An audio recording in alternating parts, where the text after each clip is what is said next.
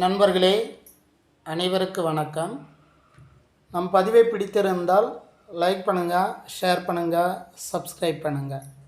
அப்போ தான் நாம் போடக்கூடிய ஒவ்வொரு வீடியோவும் உங்களுக்கு நோட்டிஃபிகேஷனாக வரும், நீங்களும் பார்த்து பயன்பெற முடியும். அதால் தான் நான் என்ன சொல்கிறேன்னா, சப்ஸ்கிரைப் பண்ணி வீடியோ பாருங்கள். சரி நண்பர்களே, எல்லாருக்கும் ஒரு டவுட் இருக்குது சரிங்களா. இந்த எஸ்ஜிடி எக்ஸாம் 2025 இது வந்து பார்த்திங்கன்னா இப்போது சிவி நடந்து கொண்டு வருகிறது. இன்றைக்கி வந்து பார்த்திங்கன்னா 22/5/2025. இன்று வந்து யாருக்கு சிவி நடக்குதுன்னா, ஆல்ரெடி ஆப்சண்ட்டான தேர்வர்களுக்கு வந்து பார்த்திங்கன்னா இன்றைக்கி வந்து சிவி நடைபெற்று வருகிறது. இந்த ஆப்சன்டீஸ் வந்து ஏன் வந்துச்சு அப்படின்னு சொன்னால் நிறைய காரணங்கள் இருக்குது. குறிப்பாக ஒரு முக்கியமான காரணமாக நான் என்ன சொல்ல வரேன்னா, பிஆர்டி அதாவது பேப்பர் 2ல் வந்து செலக்ட் ஆனவங்க வந்து பார்த்திங்கன்னா இந்த பேப்பர் 1லேயும் செலக்ட் ஆகிருப்பாங்க. நிச்சயம் வந்து அவங்க செகண்ட் கிரேட் டீச்சர்ஸுக்கு போகிறதுக்கான வாய்ப்புகள் அவங்க வந்து விரும்ப மாட்டாங்க. ஸோ அதுவும் வந்து ஆப்சன்டீஸ் ஆகிறதுக்கு மிக அதிகமான வாய்ப்பு இருக்குது. இதே மாதிரி நிறைய காரணங்களை சொல்லலாம். சிலர்லாம் வந்து உடல் இஷ்யூவாக மெடிக்கல் சம்மந்தமாக இது மாதிரிலாம் போகாமல் இருந்திருப்பாங்க. ஸோ அதால் டிஆர்பியே வந்து என்ன பண்ணியிருக்குன்னா மீண்டும் ஒரு வாய்ப்பாக அவங்கள இன்று அழைத்திருக்கிறது. இதிலே வந்து பார்த்தோன்னா பெரும்பாலானவர்கள் வந்து கண்டிப்பாக முடிச்சிருவாங்க சரிங்களா.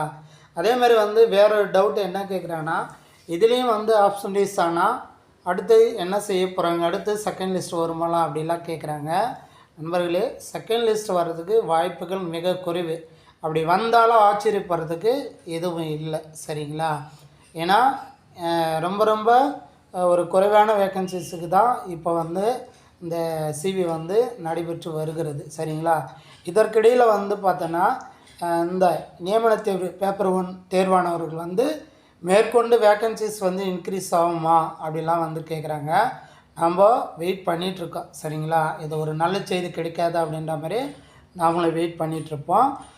அப்படியே வந்து அந்த நல்ல செய்தி வந்ததுன்னா மீண்டும் கீழே இருக்கிறவங்களுக்கு கண்டிப்பாக வாய்ப்புகள் மிக பிரகாசமாக இருக்கும்.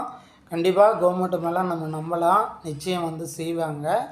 அதேமாதிரி வந்து பார்த்திங்கன்னா புதிதாக இந்த பேப்பர் 1 வந்து வரப்போகுதா, எக்ஸாம் வைக்க போகிறாங்களா, நியமன தேர்வு வைக்க போகிறாங்களா அப்படின்ற மாதிரிலாம் கேட்குறாங்க.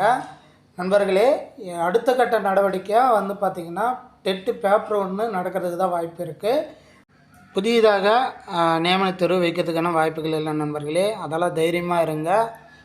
நிச்சயம் வந்து வேக்கன்சிஸ் இன்க்ரீஸ் வந்து பண்ணாங்கன்னா நிச்சயம் உங்களுக்கு ஒரு வாய்ப்புகள் இருக்கும் அப்படின்ற மாதிரி தான் நான் தேர்வு பெற்ற அனைவருக்கும் சொல்லிக்கொள்கிறேன். மீண்டும் அடுத்த ஒரு பதிவில் பார்க்கலாம். நன்றி, வணக்கம்.